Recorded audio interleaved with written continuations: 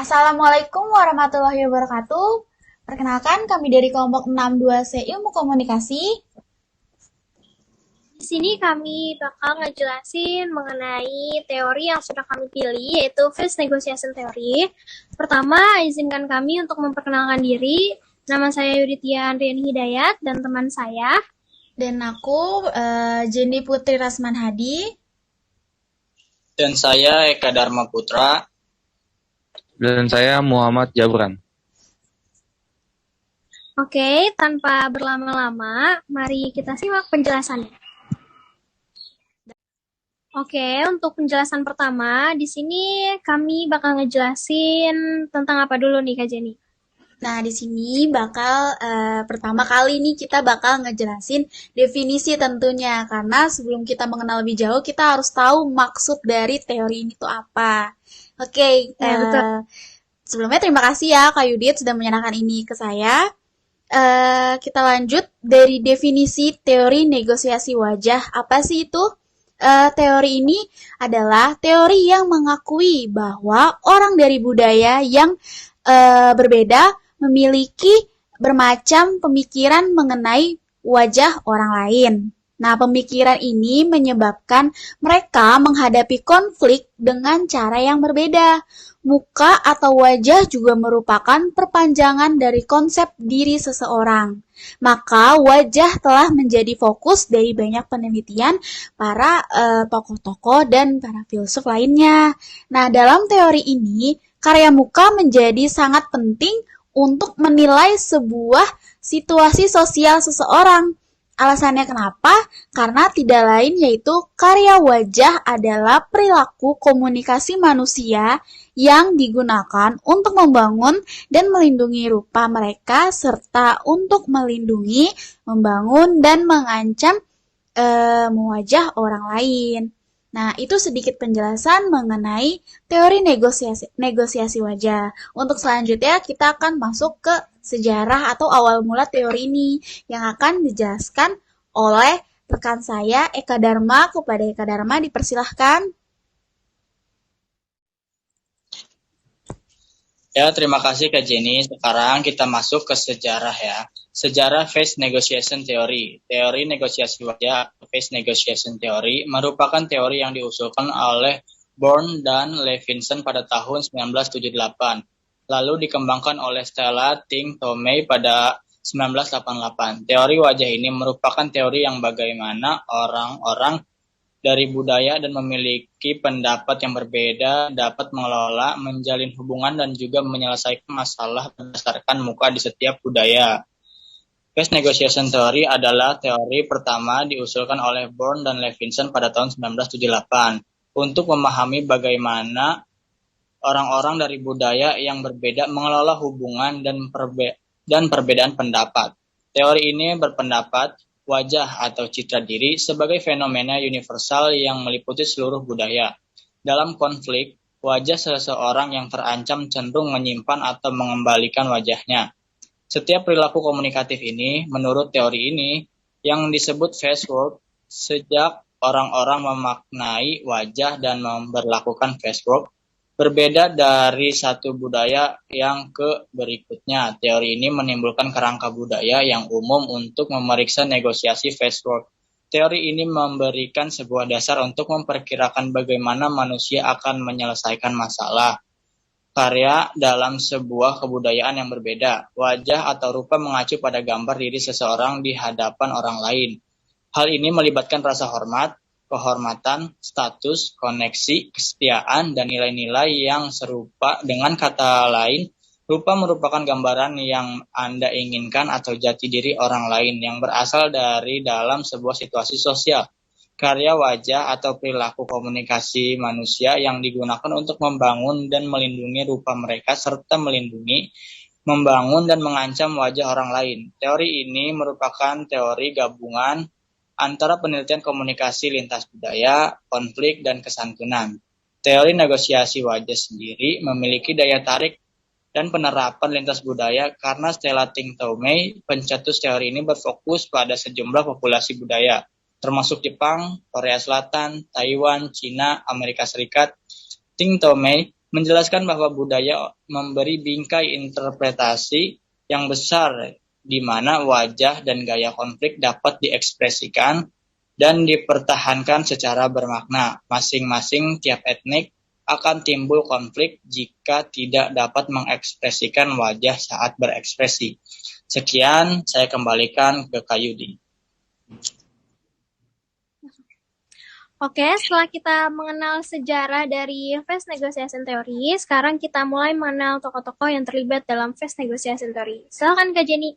Oke, terima kasih Kak Yudit dan Kak Eka.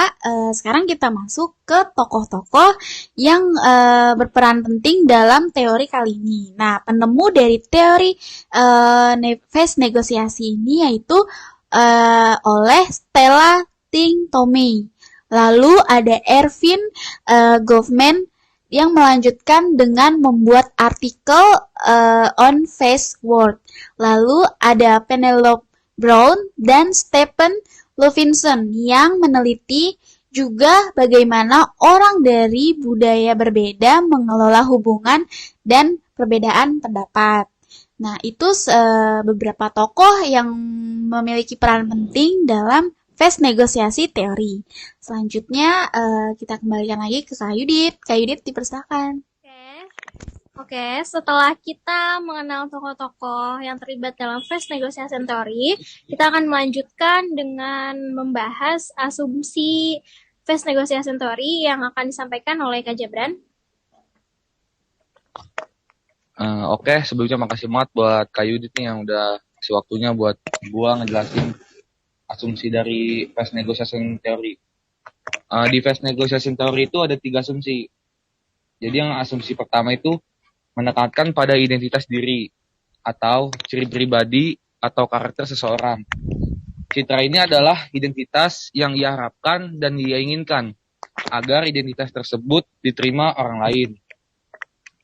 Atau bisa disebut itu budaya mempengaruhi identitas diri. Dan asumsi yang kedua itu berkaitan dengan konflik.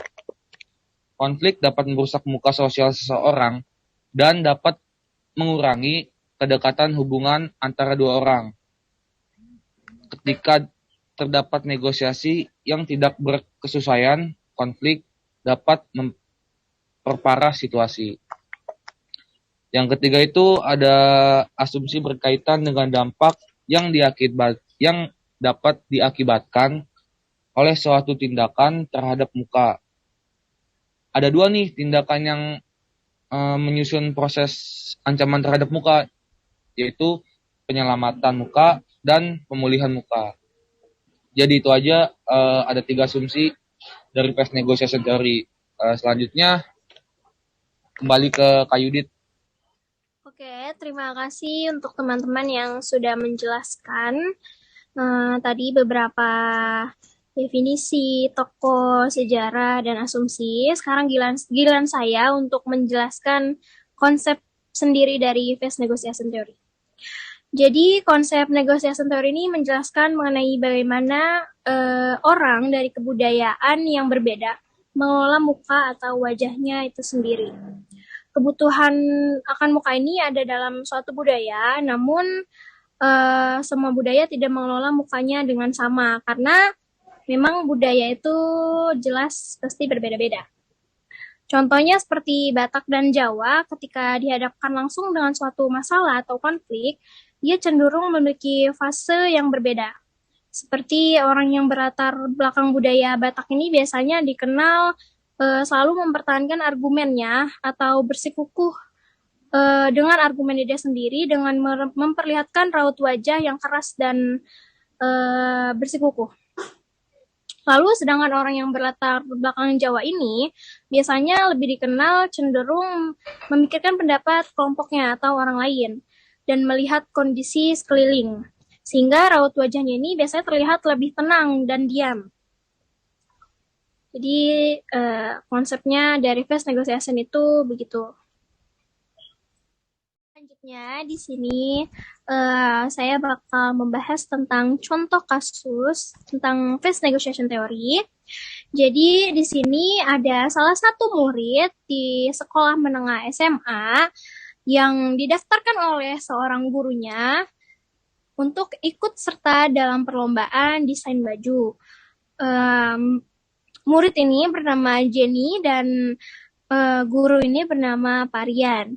Jadi, Parian ini meminta Jenny untuk ikut serta dalam lomba tersebut karena merasa Jenny memiliki skill atau kemampuan dalam menggambar desain baju. Memang Jenny ini beberapa kali sudah melakukan perlombaan. Namun, Jenny tidak ingin mengikuti lombanya karena ia merasa kemampuannya jauh dengan saingannya. Lalu, Parian ini tetap bersikukuh untuk memasukkan Jenny untuk ke perlombaan tersebut. Namun Jenny juga mempertahankan argumennya karena ia merasa kemampuan dia belum baik dan belum sehebat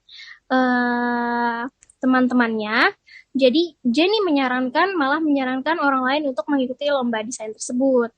Namun di sini Parian tidak menyerah, ia tetap memaksa Jenny untuk mengikuti lombanya dan mengeluarkan semua skill atau kemampuan ia untuk membujuk Jenny dengan melakukan face negotiation theory dengan menggunakan wajah dia yang memohon kepada Jenny dan meyakinkan Jenny untuk ikut kepada lomba tersebut. Pada akhirnya, Jenny pun merasa yakin dengan kemampuan dia dan lalu ikut serta mendaftarkan diri ke lomba desain baju tersebut.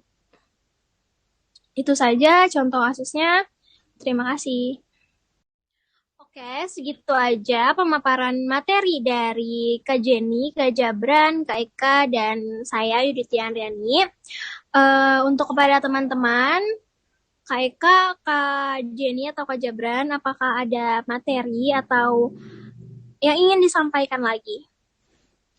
Kalau dari aku, dari definisi dan dari yang lain itu udah cukup dan semoga teman-teman yang dengar, yang nonton video ini dapat memahami apa paparan yang tadi aku jelasin. Nah, kalau buat Kak Eka sama buat Kak Jabran gimana? Cukup deh, kayaknya udah semua materi yang dijelaskan ya. Kalau untuk Kak Jabran gimana? Cukup. Oke, cukup berarti ya? Cukup. Oke, kalau gitu segitu aja dari kami. Mohon maaf bila ada kesalahan kata atau penjelasan yang kurang dapat dipahami. Saran dan kritik kami terima. Sampai jumpa, bye-bye. Jangan lupa like Assalamualaikum. and subscribe. Terima kasih. Dadah.